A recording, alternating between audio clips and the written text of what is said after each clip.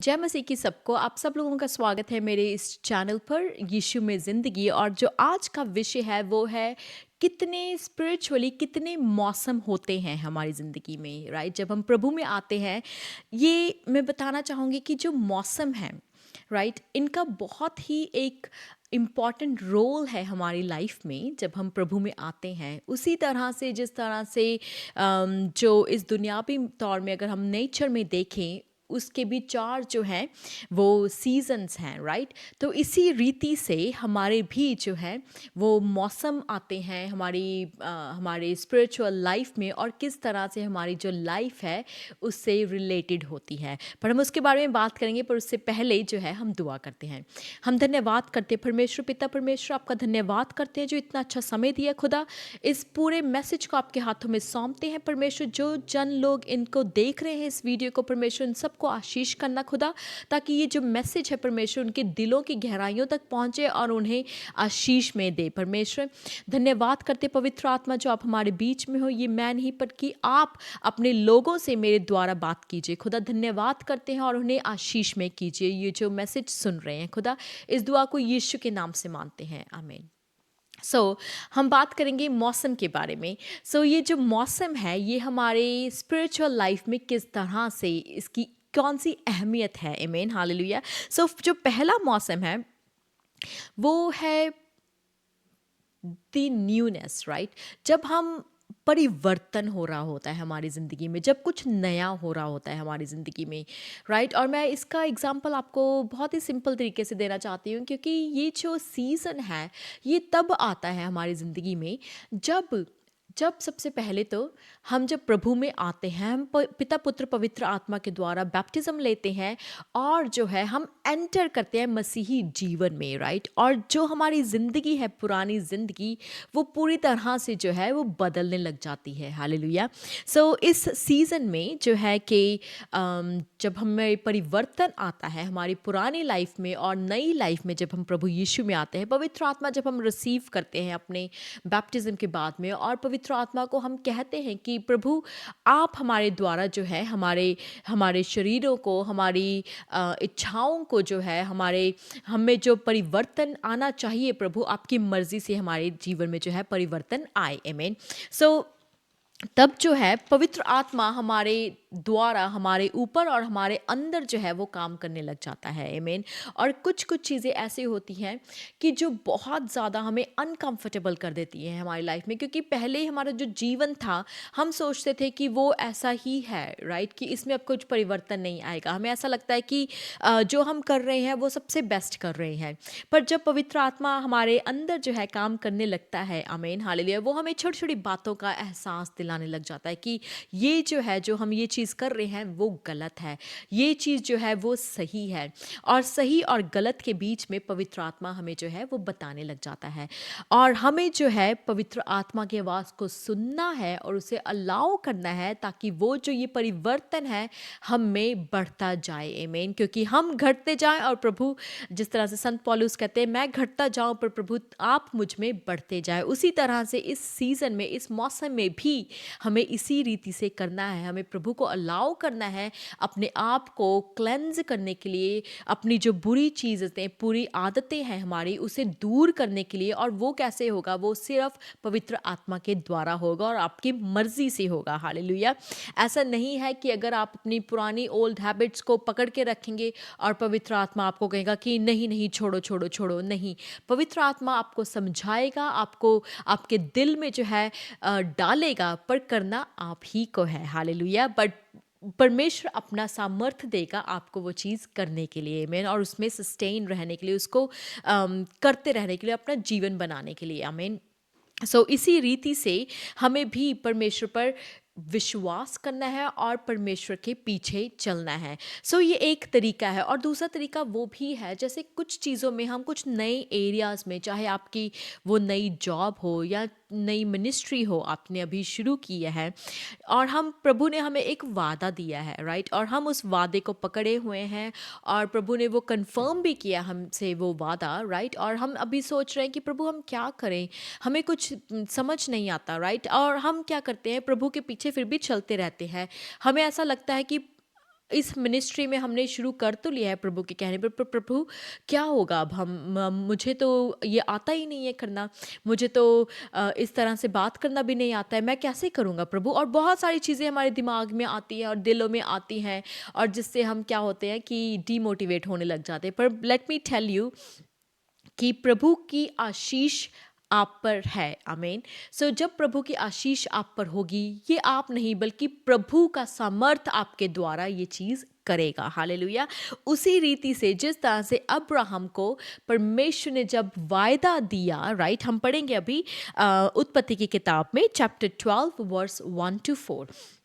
सो हम पढ़ते हैं यहाँ पर परमेश्वर ने अब्राहम को वादा दिया, राइट। सो यहोवा ने अब्राहम से कहा, अपने देश और अपने कुटुंबियों और अपने पिता के घर को छोड़कर उस देश में चला जा जो मैं तुझे दिखाऊंगा, और मैं तुझसे एक ही बड़ी बड़ी जाति बनाऊंगा और तुझे आशीष दूंगा और तेरे नाम महान करूंगा और तू आशीष का मूल होगा। जो तुझे आशीर्वाद दे उन्हें मैं आशीष दूंगा और जो तुझे कोसे उन्हें मैं शाप दूंगा, और भूमंडल के सारे कुल तेरे द्वारा आशीष पाएंगे। यहोवा के इस वचन को सुनकर अब्राहम चला और लूत भी उसके संग चला। और जब अब्राहम हरान देश से निकला उस समय वह 75 वर्ष का था। यहाँ पर हम पहले ही वर्ष में पढ़ते हैं कि प्रभु ने उसे बताया नहीं था कि वो उसे कौन सी जगह पर जाना है, राइट। पर प्रभु ने उसे हुक्म दिया, उसे कहा कि मैं चाहता हूँ कि तुम मेरे पीछे चलो और जहाँ पर तुम अपने पिता के घर पर रह रहे हो, अपने कुटुंब में रह रहे हो, वो उसे छोड़कर तुम्हें मैं जो जगह बताऊँगा तुम्हें वहाँ जाना है। और इसी रीति से वचन बताता है कि अब्राहम को पता नहीं था कि कौन से देश में प्रभु उसे लेकर जाएंगे, पर उन्होंने क्या किया, उन्होंने प्रभु की आज्ञाओं को माना, राइट, उसे ओबे किया और उसके पीछे चले गए, राइट, आमीन। और ये हमें हिब्रू की इब्रानियों की पुस्तक में अगर हम पढ़ें चैप्टर 11 में, और उसका जो वर्स है वर्स 8 को देखेंगे हम और पढ़ते हैं उसे, जो ये कंफर्म करता है कि अब्राहम को जब प्रभु ने ये प्रॉमिस दिया तो अब्राहम को नहीं पता था वे कौन से देश में जाना है। यहाँ पर वचन बताता है, विश्वास ही से अब्राहम जब बुलाया गया तो आज्ञा मानकर ऐसी जगह निकल गया जिसे मीरास में लेने वाला था, मीन्स इनहेरिटेंस में वो लेने वाला था, और यह ना जानता था कि मैं किधर जाता हूँ, तो भी निकल गया। वो नहीं जानते थे कि वो कहाँ पर जा रहे हैं, प्रभु ने उन्हें कौन से देश में जाने के लिए कहा है, पर वो प्रभु की आज्ञा को मानकर अपने देश से, अपने परिवार से जो है वो निकल गए, अपनी फैमिली के साथ, अपनी वाइफ सैरा के साथ, और अपने जो उनके और लोग थे, उनके सेवक जो उनके साथ थे, उसके लेबरर्स थे, है ना, उन सब लोग वो जो है वो प्रभु के कहने पर अब्राहम निकल गया वहाँ से, और उसे वो नहीं पता था कि वो कहाँ जा रहा है। कुछ कुछ चीज़ें हमारी ज़िंदगी में ऐसी होती है और हमें भी नहीं पता होता है कि प्रभु ये क्या होगा, कैसे होगा प्रभु। पर प्रभु पर जब आप विश्वास करते हैं, राइट, अपनी आंखें जो है उस पर लगाए रखते हैं, प्रभु जो है हमें आशीषित करता है। हालेलुया। तो आप सिर्फ प्रभु आपको आशीष नहीं बल्कि आपके द्वारा आपको आशीष जो है वो बना देता है बाकी लोगों के लिए भी।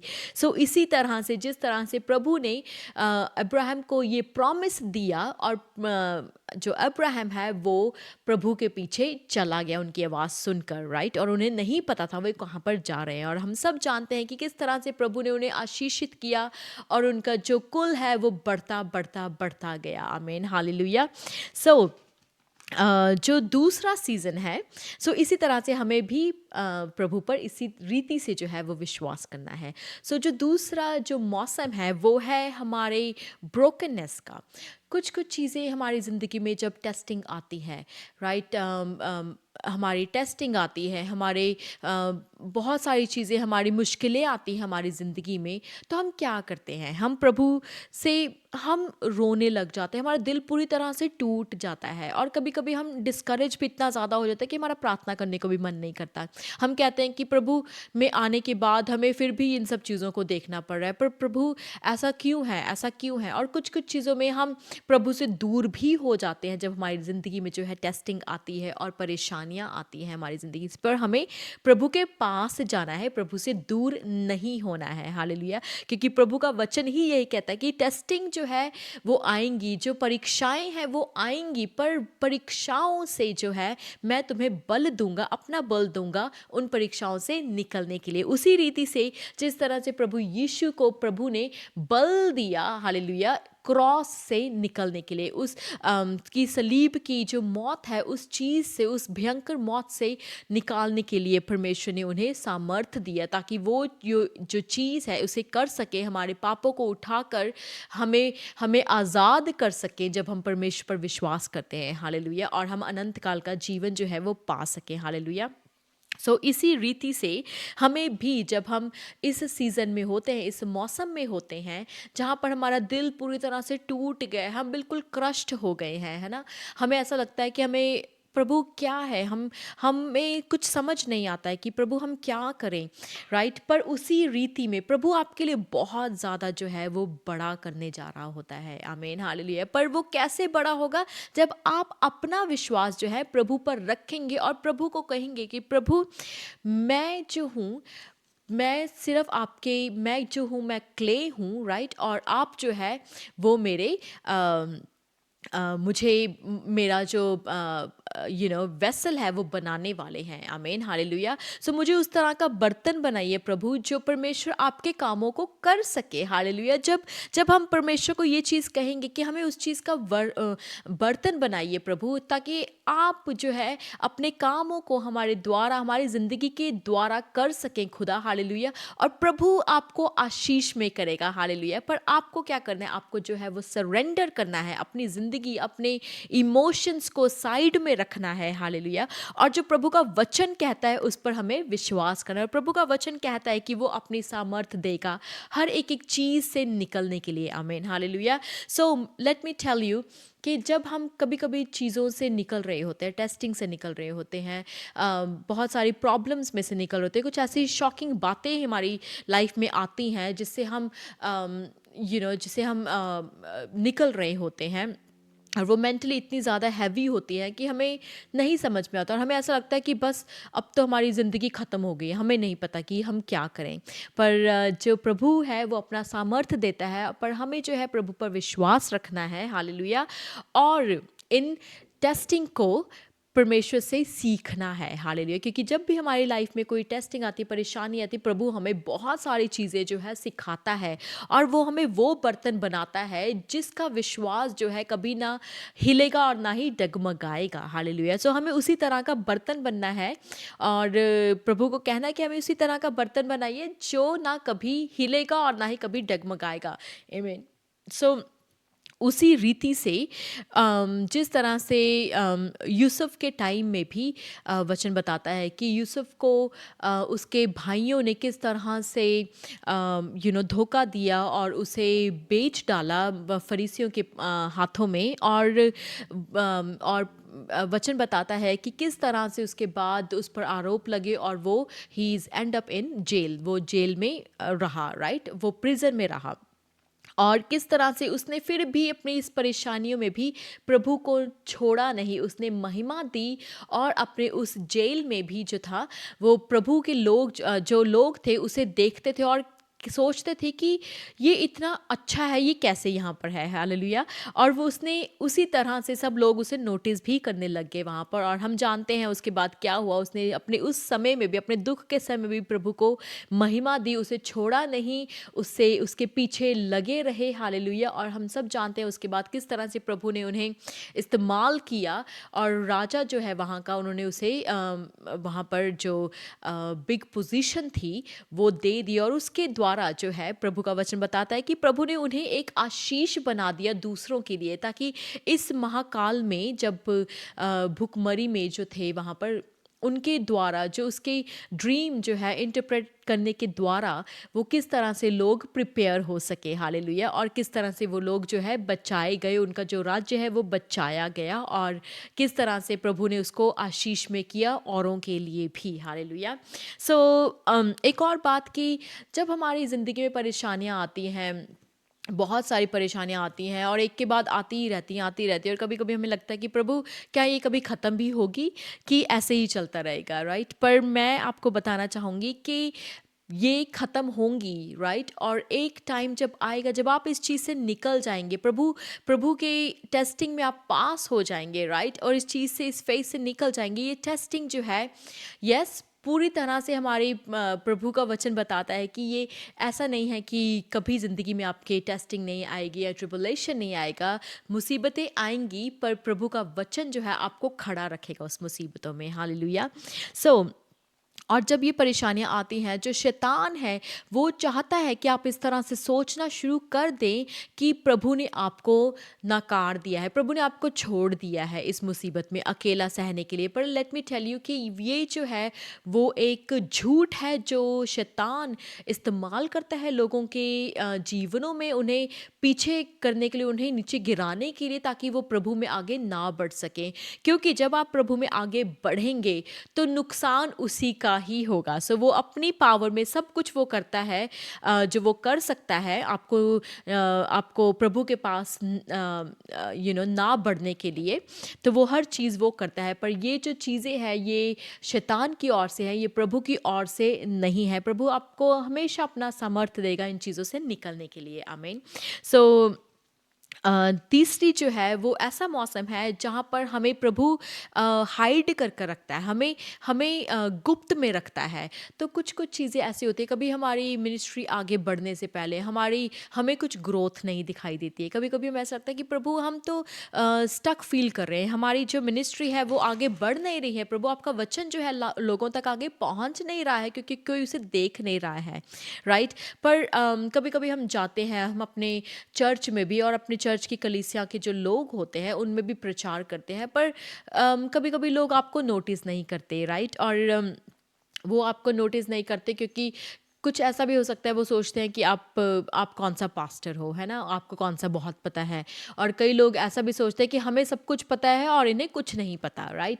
सो मैं आपको बताना चाहूँगी कि अपने आप को इन सब चीज़ों से डिस्करेज मत कीजिए, क्योंकि ये ऐसा मौसम है जो आएगा, पर प्रभु आपको इन सब मौसम में चीज़ें सिखाएगा और आप आगे बढ़ जाएंगे। इट्स नॉट परमानेंट, तो अपने आप को डिस्करेज मत कीजिए और अपने आप को स्टक फील मत कीजिए। यस, यू माइट फील कि मैं अभी स्टक हूँ, कुछ ग्रोथ दिखाई नहीं दे रही है मेरे जीवन में, मेरी स्पिरिचुअल लाइफ में, और मेरे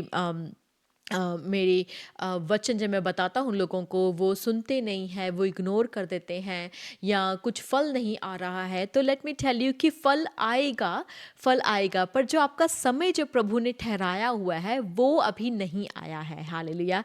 वो समय आएगा जब प्रभु आपको तैयार कर देगा, और जब आप तैयार हो जाएंगे वो समय जो है प्रभु आपको आगे लेकर आ जाएगा, आमीन, हालेलुया। उसी रीति से जिस तरह से हम दाऊद के बारे में पढ़ते हैं, राजा दाऊद के बारे में पढ़ते हैं कि किस तरह से वो पहले जो है वो भेड़ें चराने वाला था, और प्रभु का वचन हमें बताता है कि वो उससे पहले जब वो थे तो वो भेड़ें चढ़ाते थे, और ऐसा नहीं था कि वो सिर्फ बैठे रहते थे और कुछ और नहीं करते थे। तो वो क्या था, जब भेड़ों पर अटैक होता था बहुत अदर जानवरों का, है ना, तो वो कैसे क्या करते थे, जो दाऊद था वो उन भेड़ों को उनके मुंह से निकाल कर बाहर ले आता था। वो टाइम था जब प्रभु उसे तैयार कर रहे थे समथिंग बिग, कुछ बड़े होने के लिए, राइट? और उसी रीति से जब अपॉर्चुनिटी आई और वो गोलायत के सामने गया और उसने एक ही पत्थर से जो है वो गोलायत को मार गिराया, क्योंकि प्रभु उसके साथ था और वो रेडी था इस टास्क के लिए, इस चीज़ के लिए, आमीन। और तब जो है लोगों ने उसे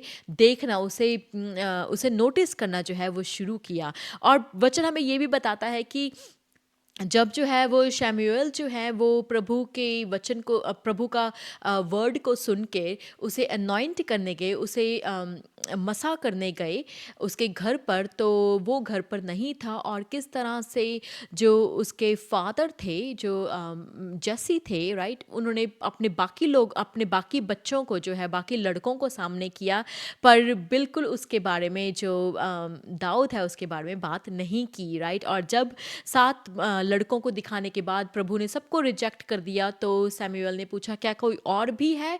तो उन्होंने बताया यस, मेरा एक और सबसे छोटा लड़का है जो भेड़ों को चराता है। और फिर उसी तरह से प्रभु ने किस किस तरह से, है ना, किस तरह से दाऊद को जो है अभिषेक किया नेक्स्ट किंग के लिए, और उन सब को जो उसके भाई थे और उन सब भाइयों में से उसे ऊपर उठा दिया। आमीन, हालेलुया। सो जो प्रभु आपको ऊपर उठाता है, वो सब लोग जो है वो देखेंगे कि प्रभु ने आपको ऊपर उठाया है। और जब प्रभु आपको ऊपर उठाता है, कोई आपको नीचे नहीं गिरा सकता, क्योंकि इस बार प्रभु ने आपको उठाया है, किसी मनुष्य ने ही नहीं बल्कि प्रभु ने आपको उठाया है। हालेलुया।